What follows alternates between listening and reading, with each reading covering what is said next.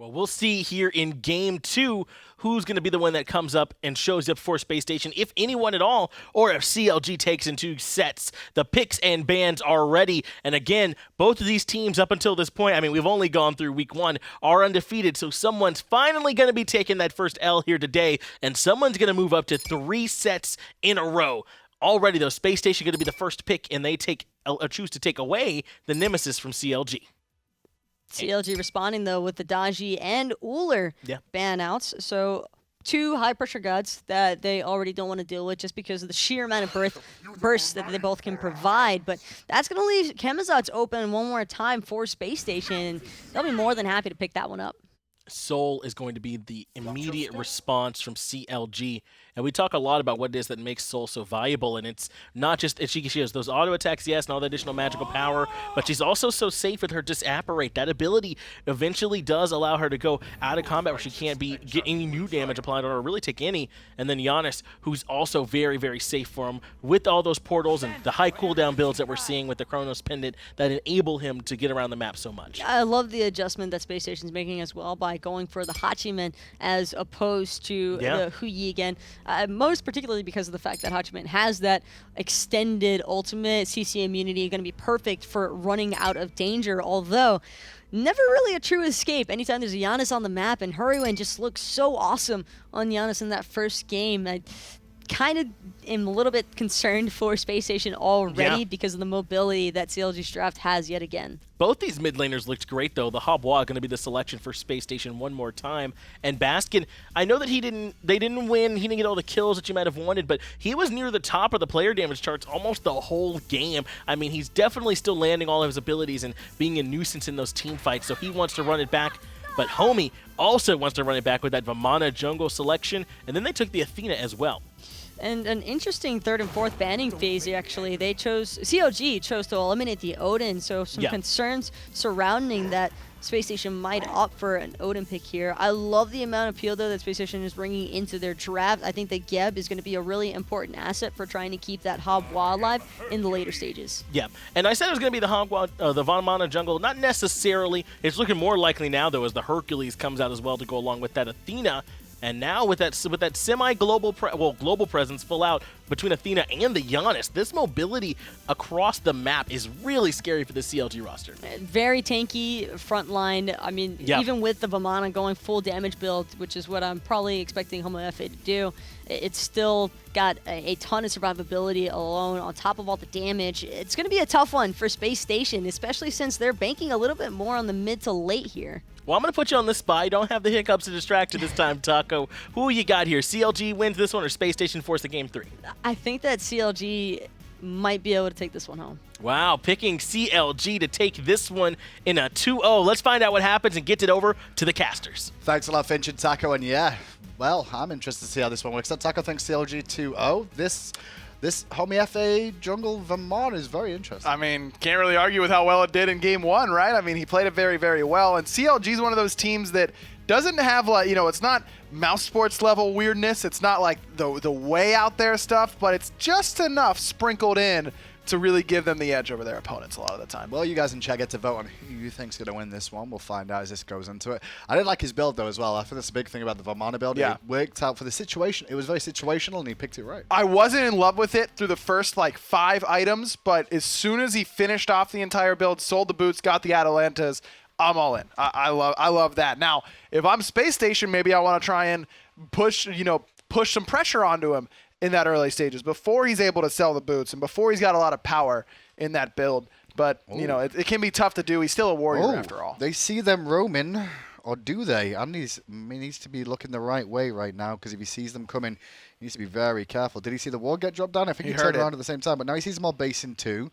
And he won't be able to stop any of the backs in time. He doesn't want to either, just in case anything shenanigans really happen there. Surprised they actually did that with the composition they've got. Like, I thought maybe you might have seen that if they had a Sobek or the Blink. I mean, the Blink Vamana is not going to do as much as, the Blink Hercules would. But yeah, but Blink, the slow from that Umbrella Rang is pretty potent. Or the knock-up if he wants to go clear the path. Andy you got enough. Andy as well, though. I mean, he's smart enough not to level an ability until he has to. So he would have had his leap and still had Blink up as well. So better safe than sorry. It's a 5-man deep ward to keep an eye on Andy. And this ward actually is not about keeping vision of Andy, seeing where he goes next. Yes. Will he go towards the duo lane, or will he go towards his Harpies in the blue buff? Now, andinster knows that ward is there and then could go around the back or around the right side of that rock. It looks like that wouldn't be enough to catch where he's going to go. So we'll see if andinster wants to do that, or honestly, if it even matters if he does that. Sure. It does give CLG a little bit of extra information, but Spacestation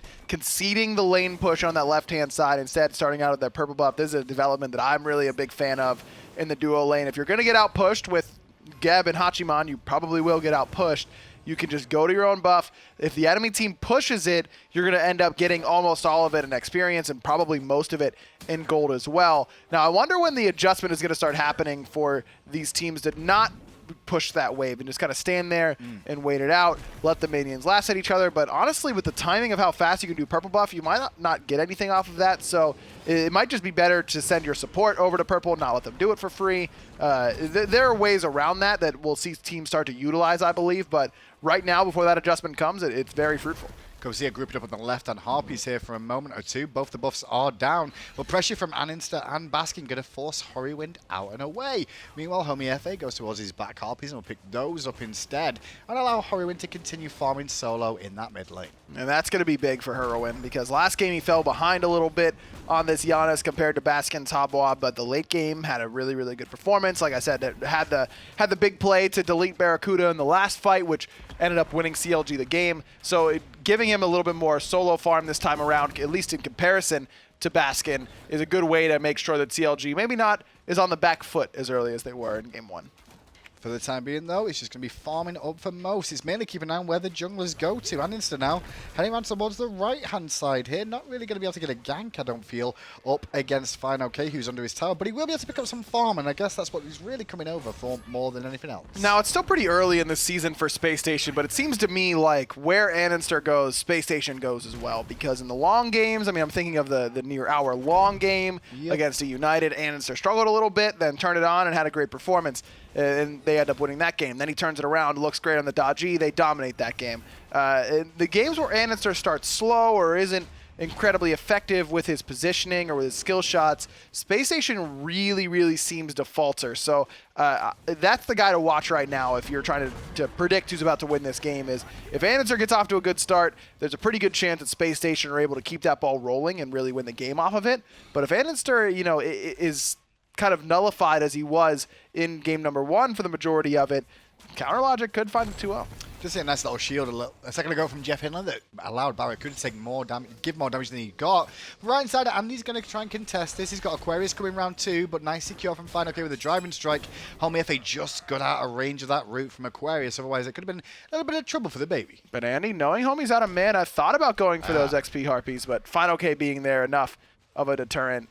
I don't mind this call from andinster to try and keep fineokay away from the waves. And with Aquarius pushing that underneath, looks like fineokay only got experience from 2 minions and only got the heavily reduced gold for whenever they hit the tower as well. So Andy doesn't get any farm himself, but he denies it from fineokay as well. I do actually think fineokay is just a little bit further ahead than Aquarius in terms of level, though, because Andy's been soloing that blue buff a little bit more, just like we saw then. And fineokay getting his own blue buff. So Aquarius a little bit off the pace for the time being, with a minion wave coming in. He should hit 5 soon, just going to be respectful. Double taunt, though. Grouped up duo lane. The good news is, though, that Snoopy did not have a follow-up with that stellar burst. Otherwise, that could have put a nice little chunk of damage for both. But I like that play from Jigz. It's really just kind of testing the mental fortitude, if you will, from Spacestation. When you get double taunted, you're a little bit more likely to use a purification bead. Maybe pop the sprint whenever you get out of that taunt. You don't have a lot of information on the left-hand side. Spacestation really needs to rely on their overall team communication in a situation like that, where, it's Baskin's job or andinster's job or Aquarius' job to say where they last saw Homiefe. If no one's seen him for a little bit, that probably gets relics out of Spacestation. But good team communication meant that they knew that they were safe enough to just hold it. Bit of a switch up in the mid lane too. We see Hurriwind on the Janus again, but this time round, he's not gone for the Chronos Pendant rush that he did last time. Instead, Warlock Staff. Is that basically to deal with the Hobwa, I guess, and the burst he had last time? I guess so. Maybe CLG thought they were going to get off to a faster start than they did in the last game. If you would have, showed me the rest of the team composition in both games and asked which one he goes for Warlock Staff with, aka the slower build, the one that wants to play towards the mid game, and the one that he wants to play a little bit faster with the Chronos Pendant. I honestly would have expected him to go Warlocks in the last one when he had a Sobek in the Soul Lane, a little bit slower. Now with Hercules there, a little bit surprised he's willing to switch it up, but clearly just felt like this could be the difference between him building that Magi's cloak and not building another damage option this time around, where he, instead of getting that CDR early on, he could build that Warlock Staff boots and then into the Chronos Pendant if he wants. He can delay the Chronos Pendant until later. There's plenty of options. Just because you're not buying it right away doesn't mean you're not buying it at all. See the transition now out of Jigz going towards the mid lane, leaving Snoopy to get a bit more free farm on this left-hand side. Now Snoopy's level 6, you know, he's got a bit more wave clear. Doesn't feel as pressured by the Geb or the Hachiman. He can easily 2v1 quite safely as long as he doesn't make too many tricky mistakes. So one of those gods that we always talk about as being good at all stages, but truthfully her wave clear in the early game is really not good at all. It's like but level 6 on, right? Exactly. As soon as you hit level 6, level 7, start to max out that Settler Burst, now you're good. So I like Jigz hanging out there with Snoopy, making sure he was okay with during the weakest part of his entire power curve, and then once he's good, leave him alone. Let him get that farm. I mean, he's never really left him alone playing Athena anyway. Jigz is always available anywhere, so once he's 5, he's allowed to do a little bit more. fineokay was looking for an Earthbreaker there, but Aquarius just dipped away in time, although it was a nice little cheeky attempt at a fineokay as he leapt into the wave at 3v3 in the mid lane. Now left-hand Harpy's spawning. They've been kept on spawn cooldown by Spacestation Gaming so far in this mid area. The way you said he's never alone with Athena there, it's kind of creepy, to be honest. You're never alone. It gave you that like weird Santa Claus vibe, you know? Why? Like, aren't you weirded out that Santa Claus like sees you when you're sleeping and when you're awake? Doesn't that weird you out a little bit? It's not real. Wow, how are you gonna do that? What if there's kids listening? Listen, this is 2018. You got to grow up at some point. Aquarius, he's got to run at some point. He's running now. Duke's out most of the abilities. They've invested a lot into him. They'll find the kill. Even the space and time was fired off of that one too. Aquarius, poor old lad, couldn't do much on his own. They had no rotation coming. You know, that kind of gave me a flashback right there to the World Championships against Energy, where Aquarius really struggled in dealing with boxing his lane opponent while still understanding that Athena ult could be coming at any time. How many times did we see Energy pick him off with that same sort of combo? I think there's always that one that you always forget. Even though they're on the team, you won't remember until you see her. I mean, even if she ults and kills you, like, damn, that's really annoying. And then you'll go back to trading, like, oh, I can get the kill. Oh, no, again? Like, oh, I forgot about Athena. Damn it. Always the same case with Athena. It's tough. You got to keep that in the back of your mind. Same way with Janus, honestly. You know, you're pushing up. You've got them underneath their tower. You're going to kill them on the next wave. And then the entire team rotates behind you and Baskin, that red buff, you can pick that up if you walk over, you know. Just let him know at home for the fans. He took 3 attempts then. He can Are hear you telling? So you're. He can clearly hear me. He definitely can. Number one, and number two, feel like if there's a spot where Baskin could improve, and that's picking up red buffs, then he's probably doing a-okay. I don't know, because that could cost your lives going forward. We saw that. Who was it that picked up a red buff and died really recently, actually? Can't remember, but yeah. It was like this week. See, that's what happens. It's dangerous. Got to make sure you pick it up the first time. Zeros. It was Zeros who did it. I wasn't going to call a player out because I'm nice, you see. I'm not nasty like you. You just called Basket out for the smallest thing I've seen since DM Brandon left.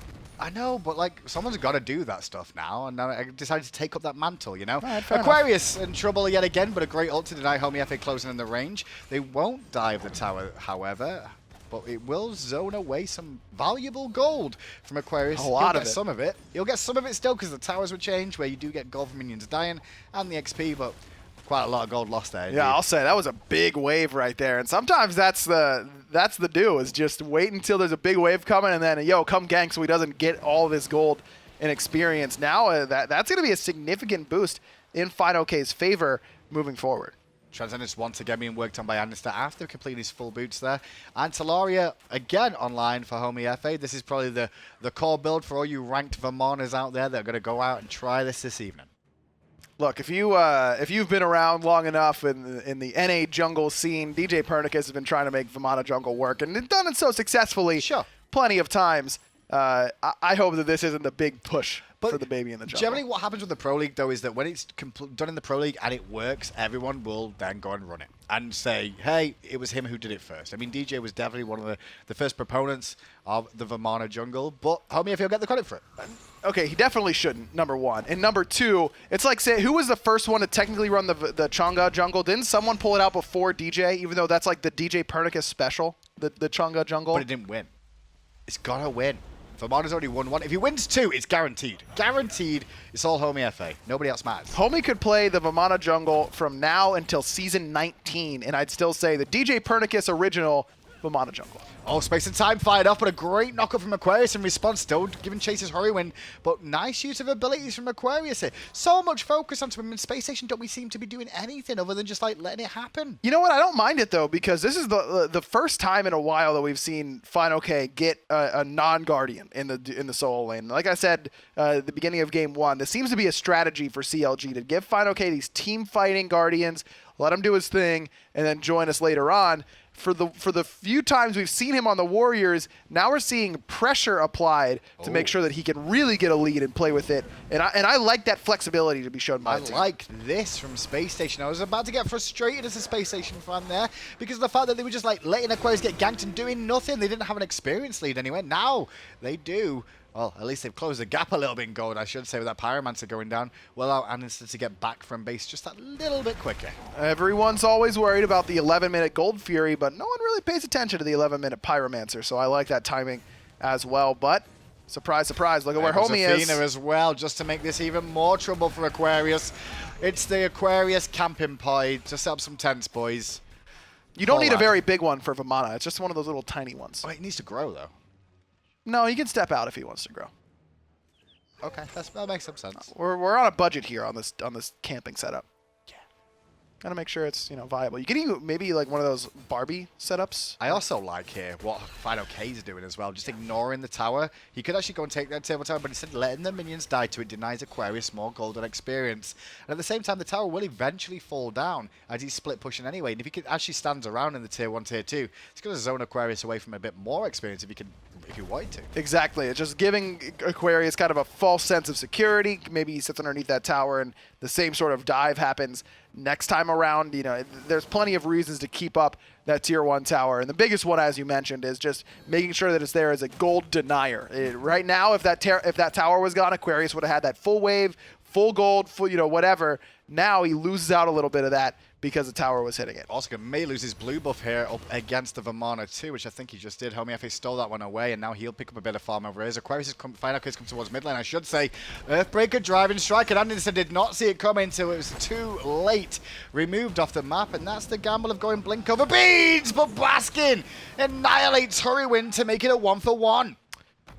fineokay actually, I think, zoned away most of that wave from Hurriwind by bouldering it, and so Hurry steps up to try and get a little bit of the last bits of gold experience. He missed it again. Did you see that? No, I didn't. He missed it again. See, the camera caught it. No, he didn't see it. No, he just said no. He picked it up right away. Easy. I saw it on camera, like. But yeah, he moved the wave forward. So Hurriwind takes one step forward, and Baskin just removes him. That's a feels bad for sure. So now pressure in the mid lane for a second with those minions going in. Homiefe will be there to pick it up. And now Aquarius, even though he's been farmed a little bit in this lane in terms of ganks continuously, he's still quite happy to go deep in the jungle. He just stole away the Harpies. He's going to meet Homiefe towards the mid lane area now at these rights. Not sure if he's going to be able to stop them, which he won't. Homiefe clears those up nice and quick. fineokay meets andinster and Aquarius on their side of the jungle. Fine. Going to be able to grab one of those. The most important one, the baby. The baby. I mean, it turned out to be the most important one in game 1. That's what did.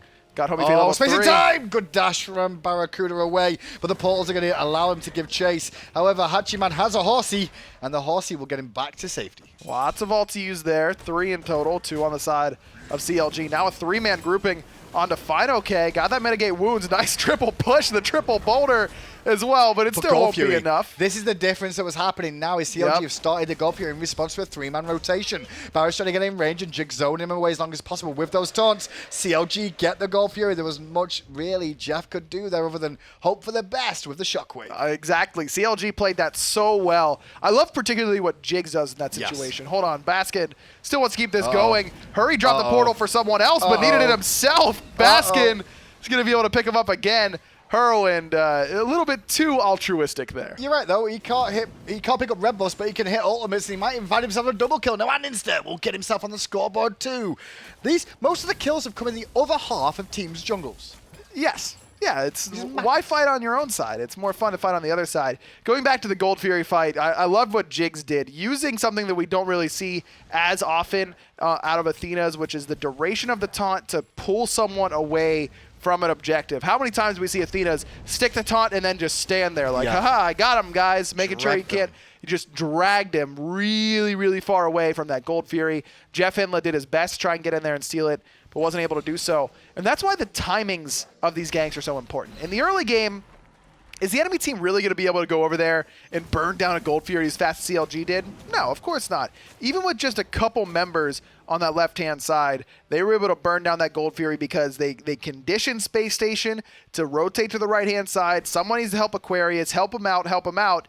Then as soon as you do, we'll go to the Gold Fury and pick it up. Really good stuff. Surprisingly enough, though, if you look at the gold difference, it's not much considering CLGaming got a Gold Fury and a Tier 1 tower. Spacestation have only got a Pyromancer so far and a couple of kills, but that's still got them in this game. Absolutely, and again, it's Baskin with a massive XP lead in the mid lane in comparison to Hurriwind. And normally when we're talking about Janus, it's all about how he power farms the map so well. It's so hard to keep up with him in farm because of ganks, though, right? It's the ganks, it's the deaths, specifically it's the deaths from one laner to their direct opposition. That always sets you really far behind. When if you die to a jungler, it sucks and it puts you behind. But whatever's, guess CLG thought that Spacestation was going for the Pyromancer yet again. But they will now. I mean, Baskin's given it a cheeky pull, but fineokay comes around, gets knocked up by Baskin, has to dash away from Andy and the following shockwave from Jeff. But now 4 members grouped up here, and fineokay, the only one here to defend, has his boulder armed and ready and primed to see if he can hit a home run with this one. Not sure if it's going to be as easy. They might go for a reset if they see him pull it any second now. Driving strike goes in, forces the reset. Baskin in a bit of trouble, avoids the Earthbreaker. Great ultimate onto 2, but the Thorns did a lot of damage as well. He has to beat Unstable Vortex over the wall, connects from Hurriwind, and there's the first kill, followed by one from fineokay. And Aquarius still on the run as well. Jeff the target though. Snoopy even getting involved all the way in the enemy jungle. You're right, this is the spot to fight. Yeah. Spacestation gonna lose 3 members, where CLG still standing pretty healthy. Look, I love that play from JeffHindla. Wait for the Athena ult to land, guarantee your Cataclysm on 2, knock up 2. Baskin says, all right, here we go, big ultimate. This is the problem with going Soul Gem 3rd item. He has no pen at all, and fineokay is just base protections, and the Heartward Amulet aura there from Jigz mean that neither of them took any significant damage from that setup. And when you invest that much, Habwa has got to use that ultimate as either a kill tool or a getaway tool. When it does neither, you're probably going to lose the fight afterwards. Well, welcome to the league, CLGaming. You guys are off to a great start here in the Pro League. If they win this game, they go top of the standings. Just less than 2 weeks in so far, 6-4, and that Fire Giant was all basically organized based off that one engagement and the focus onto Aquarius early, who then couldn't try and defend. And again, BaRRaCCuDDa just stays in lane, doesn't end up rotating that fight, stays on the left-hand side. No, he went mid. He did farm up the wave, then went into the jungle to try and steal red, but it wasn't available, so he didn't really find much, unfortunately. Neither of the towers go down either, even in the mid lane or the left-hand side. Yeah, I mean, that fight was over by the time BaRRa would have gotten there anyways. As soon as Baskin uses the ultimate on 2 tanks. Sure. The horse doesn't help him fight that much. It just helps him move around. Yeah, so he could have got in range quicker with his horsey. Yeah, and the fight still was over by the time he would have gotten there. That's true. I'm just saying he could have got there quicker. You could have, if Hachiman had like infinite cooldowns, how cool would it look if you could like hop on the horse, shoot, and it'll hop right onto another horse that spawns right underneath. That'd be pretty impressive. That'd be really cool. That would be pretty impressive. Or like if you had a Guan, you could jump on the back of his horse too. And just immediately get mounted archery available. Yeah. But he controls it. Taunt from Jigz onto andinster, who's under a bit of pressure, but the focus wasn't really on him. It was towards JeffHindla, who's a little bit out of position. Good rollouts from him as fineokay goes through that portal and changes his mind about it, because really, CLGaming want to try and build a bit of a lead here at the moment. The game is still even-ish to an extent, CLG with a slight lead, but this Gold Fury, very important for them. This will start to be a bit of a backbone for completing these 4/5 items. And Spacestation's going to have a tough fight here because they're already down 4,000 plus gold, and Counter Logic has that Fire Giant to worry about. But Baskin has finished off some pen, and a Divine Ruin is a really good option, and all the healing from CLG. I love what item Jeff's got, the relic that he's got. The Cursed Ankh is something that I think is so undervalued, and against a comp like this, it's great. When you get the upgraded Cursed Ankh online, when somebody heals, they'll take 20% increased damage when it's the upgraded version. It's not got the upgraded jet, but when it's there, this is going to be a big play, because you know one person that really hates that? Who's that? Not just Hercules, but everyone will be obvious about. Vamana. Yep. Vamana goes into big baby form and then eats 20% more damage the entire time he's drawing big baby and healing. And he's got 50% less healing because of the Cursed Tonka. That'll stack with the Divine Ruin as well. So that's I love this pickup as well. I'm just worried that Space Station's going to end up playing this a little bit too passive. You can't look. I can agree. Down 5K against a Fire Giant, I get it. You don't necessarily want to take that neutral objective fight around the Gold Fury. But with how many towers are still up for Space Station, if they give up all of these, this game is all but over. Wow. You got to be able to defend at least one tier 2 here and try and mount some sort of defense. Otherwise, this game is going to get out of hand. I think they've got to give up this tower. They should be fighting this. No one's really in a position to do so. It's too late. Aquarius is still fighting. His ultimate was, his rage transformation was already used there. Still got his ultimate available, however, as he gets pulled back in. But I guess it worked out okay. I think CLGaming expected some sort of gank, and it was slowly coming. It just wasn't there yet. Yeah, and there's so many power items waiting to be finished by CLG that they probably have enough gold in hand to finish off. I mean, Soul Reaver, really close for Hurriwind. Snoopy still needs any sort of penetration in that build. fineokay was sitting on that Shield of Regrowth 2. Now he's finished that off. These are big items to finish that will make your sieges that much easier. And all the gold that you have in the lead doesn't matter if it's sitting in the bank. You got to be able to spend it and grab those items. So the Gold Fury, whatever, all that stuff's great, but it doesn't really matter until you can actually spend it. So CLG decide that that's exactly what they want to do. And he's in a lot of trouble here, being chased down by everyone. Has to blink and use his ultimate. Still Homiefe still going in under the tower, giving chase and beating down the Thornstone. Look at this! Even from a shield, he just used everything, and Homie just whacked him in the back of the head over and over again. And he just got babied on. I don't know what to tell you. Umbrellas are OP, man. That's all I've got to say. Especially the armored kind. Armored umbrellas? Well, yeah. Yeah. I mean, you didn't really need the armored umbrella there more than anything else. It was mainly just big baby form. Tier 1 tower, we'll get back for Dord on the left-hand side. There's so much tankiness amongst this team, they don't have to worry. That was just andinster trying to get a bit of farm for himself more than anything else and getting that tier 1. That was horrifying. Just imagining like a giant child just help me, help me. Stomp, stomp, stomp. So much movement speed, so much. I mean, he was doing so much damage, and good luck peeling that away. Like, Andy used Beads Blink, I believe, to get away from that. Andy's ult, and then got shield from Jeff as well. Yeah. And it still wasn't enough to get away from the baby that was chasing. Homie had to use Blink. Homie had to get a sprint from Jigz, but that's where all that movement speed comes in. Can we actually look and see how much movement speed Homiefe has? Because I think we'll be able to pull that up. It's a lot. Yeah, you can. 5 is at 77? 577. My God. That's insane. He's got almost 600 base movement speed. Fastest baby alive. He really right is. And Aquarius needs to be very aware of that. Even though he's 2 levels down, like, Homie can choose to engage and then disengage if he wants. Mercury needs to watch out. I mean, he's already... It's Vamana's base movement speed, and then I believe Mercury's is the same +1 to make him the fastest god. There you go. So so if Mercury had this exact same build as Homiefe... Vamana would be quicker. Vamana would be slower by 1. Actually, no, because Mercury gets movement speed by leveling up his 2. But otherwise, if he had no points in his 2, then yes. Okay. So Mercury's still the fastest god alive. Yes, he is. I mean, he has to be. But he's an adult. It's like, are you really that impressed with Mercury being faster? This is a baby we're talking about. Maybe they need to buff Vamana so that when he's in his ult, he goes even quicker. He already... I don't think he gets increased movement speed. No, but he should. That's what I'm saying. He should. Doesn't need it if you got Homiefe's build. Aquarius is fighting the world right now on this right-hand side, and Jeff is coming up to try and help him out. Thorn's already used, and his ultimate from Aquarius is fine. Okay, just keeps beating on him and pulling him back in with a driving strike back towards the enemy, but Aquarius is still tanky enough to sustain for now. Round the corner, watch out for andinster. That boulder was used by fineokay towards Baskin, but Snoopy getting very low, and now the dive is coming. Baskin gonna die to the Jigz ultimate there. Snoopy was in the disapparating and didn't get hit by that crushing wave, so Andy's got to try and finish it off, but BaRRaCCuDDa left on an island. Jeff coming back, always coming back, but still not enough time. Snoopy will find Aquarius on the right-hand side. Andy's still healthy, but no ult, no blink for him either. Space Station just getting ripped to shreds here. And now Homiefe is just baiting andinster to hang around if he wants to. They want to try and kill JeffHindla under the tower, though. They'll be able to do it eventually here. Got a couple of minions coming in, so that tier 2 will fall soon after. Jeff goes down to fineokay. andinster, what happened to him?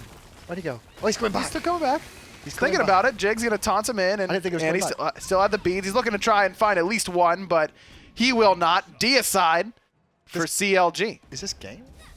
I don't think so. 12 seconds on Baskin. Definitely a Phoenix. Yeah, Baskin coming up, but no ultimate. They're pretty You got low 2 as towers. well. Fire Giant's up 2. Okay, here we go. They're going to go for it. They're going to go try and end this game right now. Titan comes down. Baskin comes back. Looks for a kill. Gets one. Looks for another one. Doesn't find it on Homiefe. Gets away. The boulder comes out from fineokay. The Titan is falling very low, but Snoopy's getting all in. And everybody else is just like, peace, Snoopy. We'll leave him. fineokay is going to go through the Phoenix, and the Spacestation might be back in this. They could go for a fire giant here. It could as well. I mean, Andy's not up for 15 seconds, but Homie's going to be able to back. He may as well have teleport with his movement speed, so he'll be there to stop this fire giant pull. So this could be close, but if you're Spacestation, why not? Nothing's gone your way recently. May as well try and pull this FG. I'm a bit surprised that everyone just ignored Basket.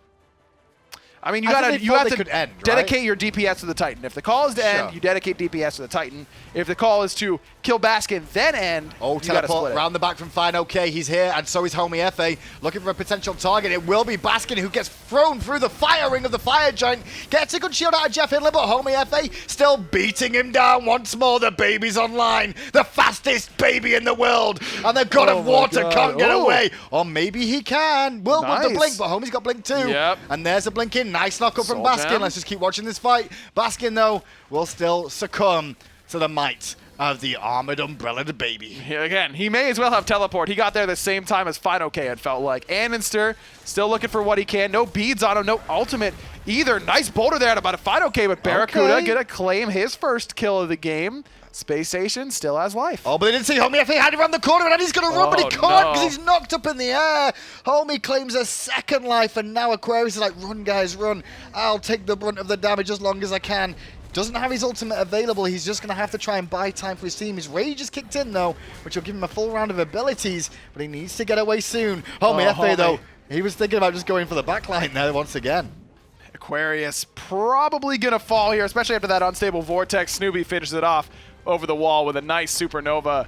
Titan's still down below half HP, basically right at half HP actually for Spacestation, and that should be enough pressure to allow CLG at least a head start on this fire giant. We'll say fineokay got, we'll say Homiefe probably got more credit than what fineokay deserves, some of it mainly with that teleport, I want to say. Earthbreaker into the driving strike on Baskin out on the back.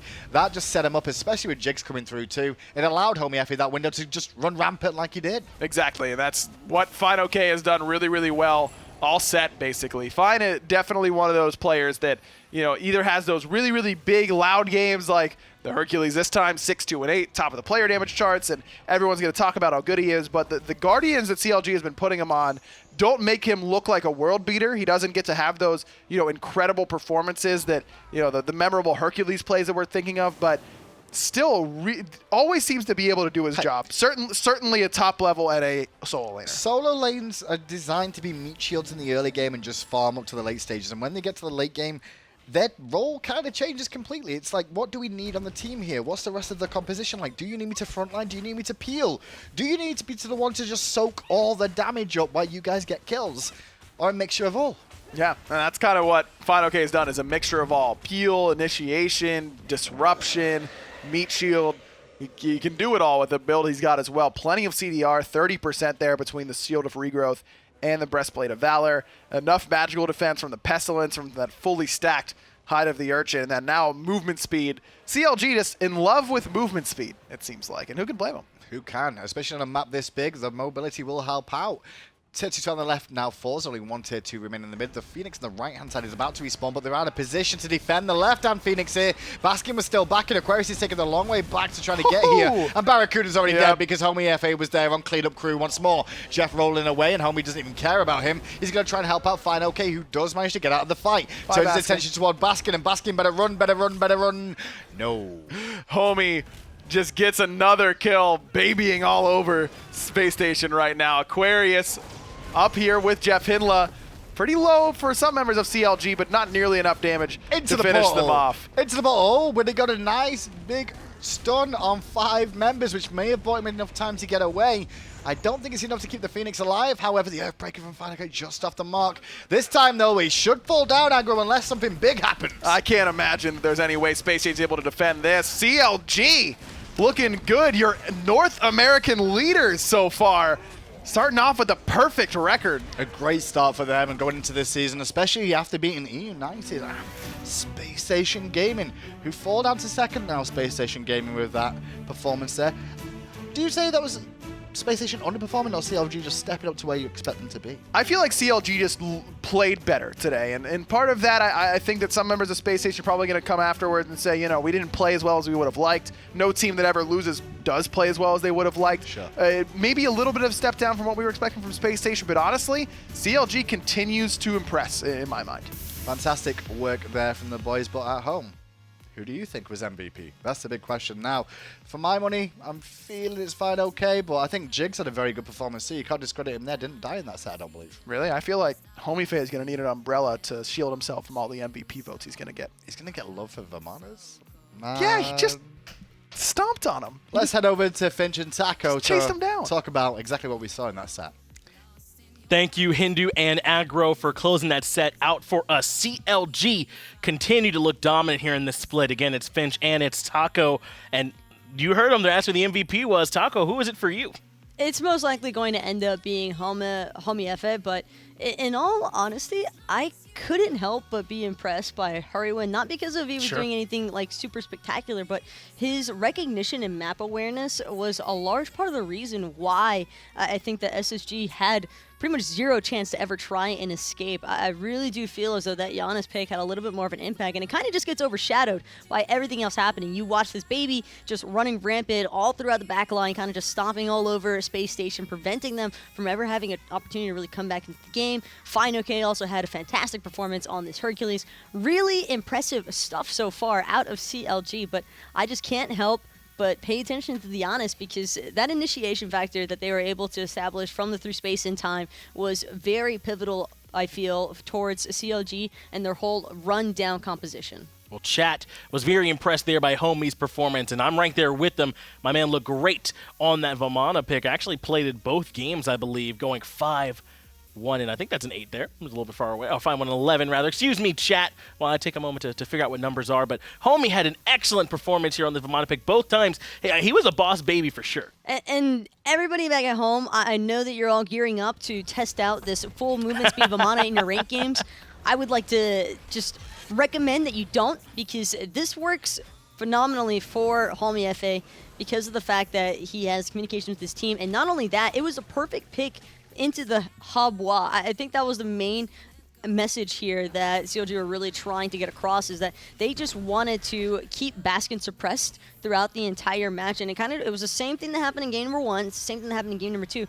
It's really difficult for them to try, for Space Station to try and punish CLG, particularly this Vamana, because there's just no real escape. I feel if Space Station had opted for a little bit more mobility within their composition, they might have had better survivability, but it just wasn't really ever able to come back on track for Space Station. Once they found themselves on the back heel, it's really hard to recover in these kind of circumstances, considering that CLG was able to just continuously apply pressure. And it wasn't just from Homie in the jungle as well. fineokay looked excellent in game 2 in that solo performance on the Hercules. I mean, he ended up being near the top of the player damage chart, almost never died that game. He looked nigh unkillable to me that game on that Hercules, Taco. Hercules is really hard to try and track down as well, and just the fact that when your whole team's ahead, you really feel the pressure from an ahead Hercules. Oh, yeah.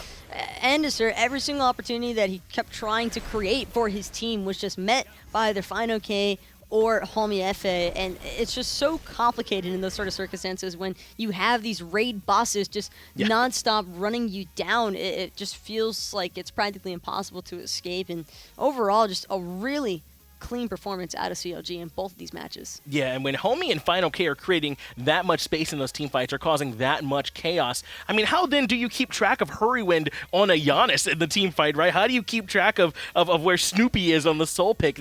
They create so much chaos in it that the rest of the team can thrive. That's what I really loved that Space Station was trying to prioritize in the early game, because Baskin did, again, manage to find another solo kill onto Hurriwind, or at least was able to punish him earlier on in the match. But the laning phase wasn't really CLG's strong suit. They were drafting a comp primarily based around team fighting situations because, like you mentioned, they wanted to create that spacing nonstop. It was so chaotic because every single time Space Station would opt to try and save one of their carries, just another one on a different section was getting chased away from the rest of the team, and you don't want to stay grouped together in those kind of situations either. Spacestation kind of being forced to spread apart. Yeah, they weren't quite able to track anyone down in those fights. You talked about Hurriwind in particular. If the fight started to spread out, he could use that Janus to track them down very, very well. But we talked about this a little bit already. CLG has had an impressive run here so far, Taco. Already able to find 3 set victories, and this one, they're able to do it 2-0. CLG just seem like they've got it all figured out right now, and it's up to everybody else in the North American SPL to try and play catch-up now, but CLG definitely looking like the team to beat. They've come out hot in Season 5, and this is just going to be another set victory for them to add to their scoreline. Yeah, and now that Spacestation has dropped this game, they are 2-1 now in our standings. That certainly doesn't mean that they've fallen or anything like that. The CLG roster is so strong. All of them are right now. We've got, again, 6 teams. It's been so much more. It feels refined almost in a way, really, where now these rosters are all excellent. No easy wins are out there for you. And so now that Space Station's 2-1, they're going to have to make sure that they can try and keep up with the CLG roster. And of course, Space Station, it's always going to come down to feeling as though they didn't have the greatest performance, but to a certain extent, that was really just CLG, I think, having a draft that could ultimately punish every single open door that Space Station was starting to create. I like the mentality there with andinster on the Camazotz. Yeah. Just unfortunately never really came to fruition for Space Station. And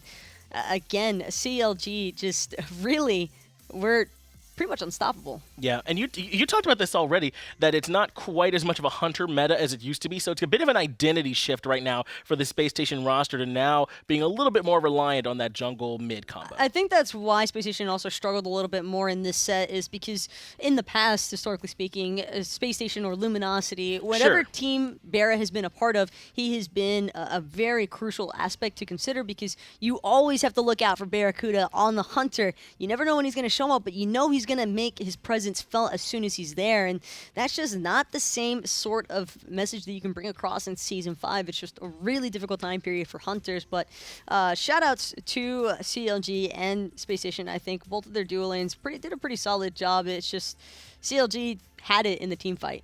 Well, not just shout-outs to CLG. We actually want to hear a little bit more from CLG. We have an interview lined up with them, so that way we can get a little bit more in-depth. Thank you very much, guys. I'm joined by CLG support Jigz. Jigz, first of all, congratulations on your 2-0 victory. How does it feel to be back with this squad? You know, some of your old teammates reunited. You guys seem to be having a ton of fun. Yeah, no, it's a lot of fun. We pretty much created this team with the idea that we would try to make it feel the same as when we had success on Solar. Well, it's certainly starting off that way for you guys, starting off with, what, 3-0 now in the SPL. You're a pretty confident guy, so I think I know the answer, but is this what you guys were expecting right off the bat? I'm not sure if we were expecting it right off the bat. We actually had a really terrible run of scrims. For 2 weeks, we lost literally every single scrim, and but we got out of it exactly what we wanted to when we made this roster. We really wanted a team that could lose and not just be completely depressed. So we came out of it really strong, and I think we're in a really good spot right now. Well, we certainly are so far, 3-0, as I mentioned. What are your expectations for the rest of the split? Are you guys really trying to lock up that #1 seed coming into Smite Masters?